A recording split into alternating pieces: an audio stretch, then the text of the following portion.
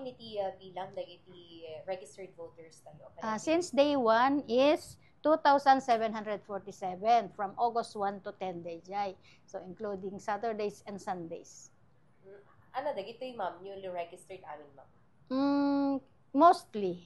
Ngam adamat dagiti ngam kadwa namin 14 turning 15 on December 1, 2025.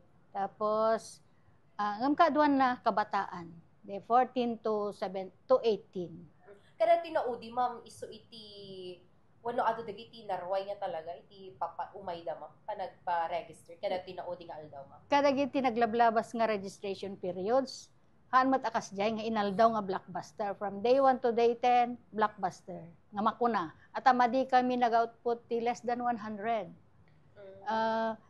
Iso nga nasaya at mata inyo for TSM dayjay gundaway tayo nga mapandijay at least na lawlawa kan mas convenient dagiti registrants tayo.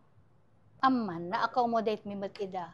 Ngem gaputi influx ti tao idi kalman kunami kanya da makabutos dalatta. No awan ti pakasapulan da nga urgent no kaya dat makipila ala anusan yung ngem nohan makabutos kay tulatta kunami met. At damat dagiti nangiyanos nga talaga. Ta kaya da i-update dagiti pictures da and DJ record da. At damat dagiti na-closean ma'am. Awan mat ma'am. Haan tayo mo't may ibagang nga na-closean. Inikan tayo mo't ida ti gundaway. Iso nga idi marik nami nga di mi maakomodar amin idan binilang min tay kaya mi. Tapnohan damot nga agur-uray. Ngam adamot lata dagiti nangyan anos nga nagur-uray. Iso idi ma'am syakpay ko na damot idi last minute. Alakat makonsensya kami mat talaga. Taadada nga rod nga nangyan anos.